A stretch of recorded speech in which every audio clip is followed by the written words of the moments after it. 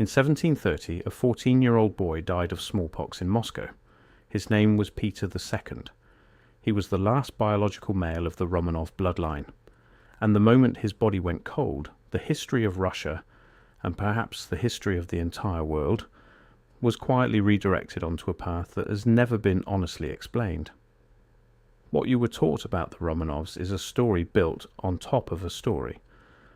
The family that ruled Russia for the next 187 years shared the name but not the blood. They were Germans, imported nobility, political constructions dressed in Russian robes. And the question that historians never ask loudly enough is this: why would an empire that had stood for centuries suddenly need to be managed by outsiders? What exactly were they managing? And what were they so determined to make sure no one ever found again?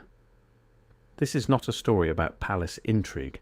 This is a story about erasure, about who gets to write the past, who benefits from a particular version of events, and what happens to civilizations that are edited out of the official record.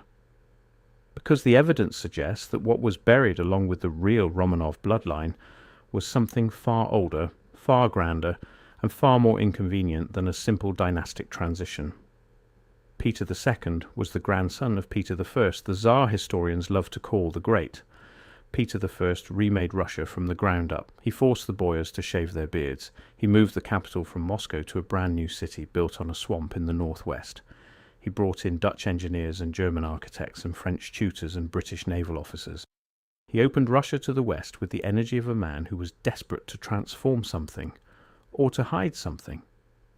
The sheer velocity of what Peter I changed in a single reign is, when you look at it clearly, not the behavior of a man building a nation. It is the behavior of a man dismantling one. When Peter II died without an heir, the Supreme Privy Council convened to decide who would rule the largest landmass on earth. Their choice was Anna of Courland, a niece of Peter I.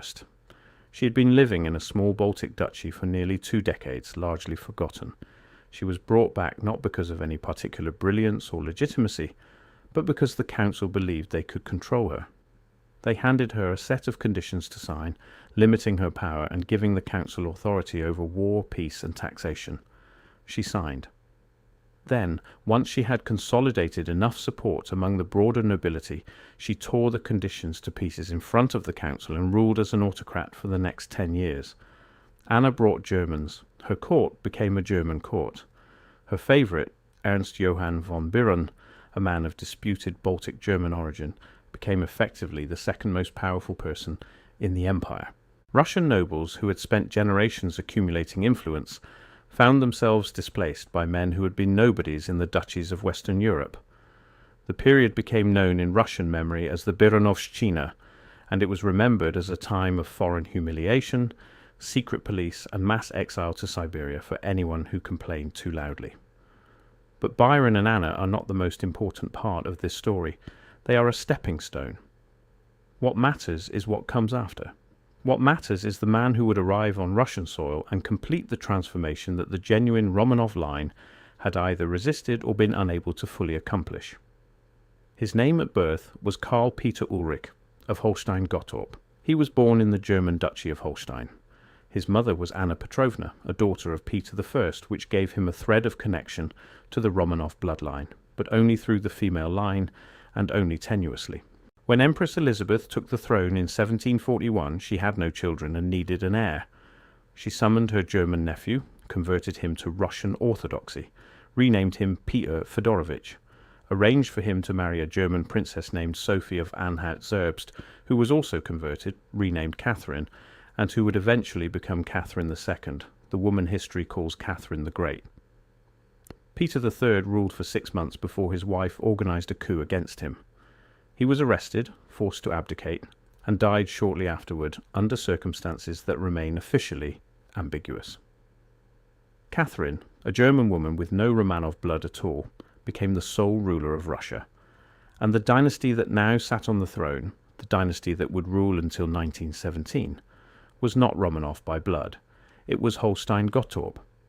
Historians acknowledge this in footnotes and academic papers, then immediately continue calling them the Romanovs as if the name is the same as the lineage. It is not.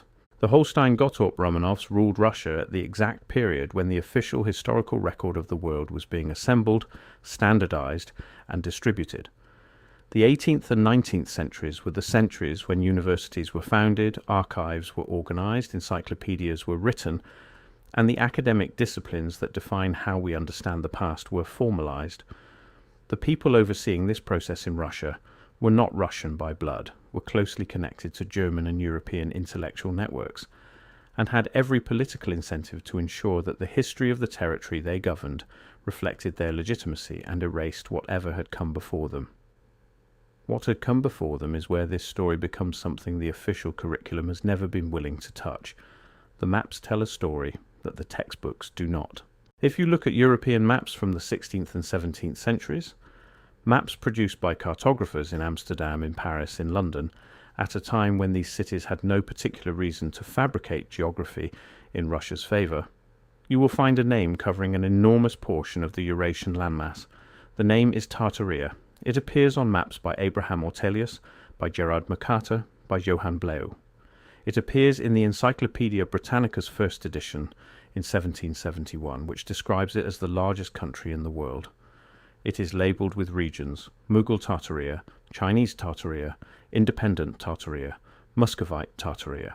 It covers what is today Russia, Central Asia, much of China's interior, and stretches westward into Eastern Europe. And then it disappears. Not gradually, the way empires usually dissolve through a long accumulation of defeats and fragmentation.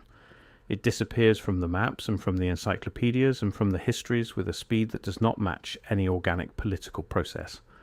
By the 19th century, it is gone. The territory remains, the cities remain, the rivers and the mountains remain.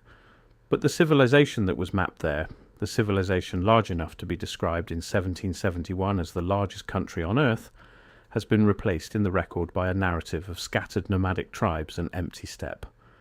The architecture is the problem. When you begin to look at the buildings standing in Russian and Central Asian cities at the time of the Holstein-Gottorp consolidation of power, you find structures that do not match the history supposed to explain them. Cathedrals with engineering complexity that would strain the labour capacity of the populations historians claim built them. Public buildings with facades combining classical European elements with Central Asian and distinctly non-European structural features. Entire city centres whose ground floors are buried, not gradually subsided, but buried, with current streets running above what were once upper-storey windows. The mudflood hypothesis proposes that a civilization-level catastrophe deposited sediment layers across wide areas of Eurasia, burying the ground level of a prior world, and that the reconstruction period was managed in a way that obscured what had existed before. None of this is part of the mainstream academic conversation. The physical evidence it would need to address, the buried ground floors, the architectural anachronisms, the cartographic record, the speed of Tartaria's disappearance from official documentation, does not go away simply because credentialed institutions prefer not to look at it. Consider what it would mean if it were true. If there was a continuous, sophisticated civilization occupying the Eurasian landmass prior to the period we call the early modern, a civilization with its own architectural traditions, its own political structures, its own accumulated knowledge, then the question of who erased it becomes the most important question in history. And the answer to that question points again and again toward the transition period, toward the moment when the genuine Romanov line died with a 14-year-old boy in 1730, toward the German-connected administrators who replaced them, toward the simultaneous project of building a new capital on the Baltic coast, reorienting Russia toward Europe, and beginning the long process of encoding a particular version of the past into the institutions of knowledge production that the modern world inherited. Peter I's new capital, St. Petersburg, is worth examining in this context. The official story is that it was built from nothing, on empty marshland beginning in 1703. Tens of thousands of conscripted workers died in the construction. It was an act of sheer political will imposing a European-style city on a landscape that had nothing there before. But St. Petersburg contains buildings, the Hermitage, the General Staff Building, the Admiralty, the palaces along the Neva, that exhibit the same buried ground floor phenomenon found in other cities of the region. Buildings whose basements appear to have been first floors, If the city was built from scratch on an empty swamp, where did the buried first floors come from? The researchers who have looked most closely at this suggest that what Peter I actually did was not build a city but rename and reclad one, that the structures attributed to his reign were already standing in some form, and that the founding mythology was constructed around infrastructure that already existed. The empty swamp story was not a description of geography, it was a description of the prior civilization's status in the new official record, emptied out, ready to be written over. Catherine II continued and expanded this project. She reorganized Russia's provincial administration, absorbing regions that had been mapped as Tartaria. She patronized the Enlightenment, corresponded with Voltaire, built the Hermitage collection, and positioned Russia as a participant in the European intellectual order. The populations of absorbed regions were pays, where they resisted, were subjected to military pacification. Their local histories, their institutional memories, their connection to whatever civilization had preceded the current order were processed through the machinery of an empire that had a strong interest in presenting itself as the natural and inevitable authority over everything it now controlled. The Pugachev Rebellion of 1773 to 1775 is one of the largest popular uprisings in Russian history, and it is almost never discussed in terms of what the rebels were actually claiming. Yemelyan Pugachev, a Cossack leader, declared himself to be the deposed Peter III. Historians treat this as a cynical political tactic, but the scale of the rebellion, hundreds of thousands of people across a vast territory stretching from the Ural Mountains to the Volga, and the geographic overlap between its heartland and the areas that appeared on earlier maps, as core Tartarian territory suggests something more complex than a peasant uprising dressed in royal costume. The rebels were Cossacks, Bashkirs, Tatars, Kalmyks, Ural factory workers, and serfs. They were the populations of what the old maps had called Tartaria. Their rebellion, crushed with significant brutality, followed by the deliberate renaming of rebel towns, occurred at precisely the moment when Catherine's reorganization was converting their world into provinces of an empire that did not acknowledge what their world had been. The suppression of that rebellion was followed within the same decade by the publication of historical works that established the narrative of Russian history that universities still teach today. The historian Nikolai Karamzin, working under imperial patronage, produced his monumental history of the Russian state in the early 19th century. It presented a continuous narrative centering Muscovite Russia as the legitimate heir of Orthodox Christian civilization, marginalizing the populations of the interior and constructing the steppe as a space of barbarism that Russian civilization had the right and duty to civilize. The Tartaria of the earlier maps did not appear in this narrative. The enormous civilization the cartographers of Amsterdam and London had documented 2 centuries earlier had been successfully written out. This is what dynastic replacement looks like when it is done completely. It is not enough to put a new family on the throne. You must also replace the past.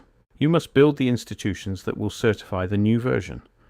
You must ensure that the people who might remember something different are either incorporated into the new order or removed from positions where their memory could become inconvenient. You must connect your project to networks of intellectual authority that will validate your version and treat skeptics as uneducated. The Holstein-Gottorp line that called itself Romanov did all of this. They did it over a period of roughly 150 years with considerable thoroughness and with access to the full resources of the largest territorial empire in the world. And when their dynasty finally ended in 1917, when Nicholas II abdicated and was eventually shot in a basement in Yekaterinburg, what ended was not the real Romanov line. That had ended in 1730 in a cold room in Moscow, with a boy who had not yet turned 15. What ended in 1917 was the administrative project that had replaced them. The German origin family that had managed the territory, suppressed the memories, rewritten the maps, and presided over the burial of a prior world. Their fall opened a new chapter of historical reconstruction, this time under a Soviet framework that had its own reasons to continue editing the past. The Soviet project did not restore the Tartarian record. It buried it under a different set of ideological requirements. The cycle of replacement and erasure continued, as it tends to do when the truth about what was there before remains too large and too inconvenient to ever fully address. But the maps survive, the encyclopedias survive, the buildings with their buried first floors survive. The cartographers of the 17th century had no reason to fabricate a civilization that covered half the world. They drew what they saw, what their sources reported, what the trade networks and the diplomatic missions confirmed. That civilization was real. And the chain of events that removed it from the official record begins in many ways with a teenage boy's fever in 1730, and the careful work of the people who decided, in the years that followed, exactly what kind of history the world was going to be allowed to remember.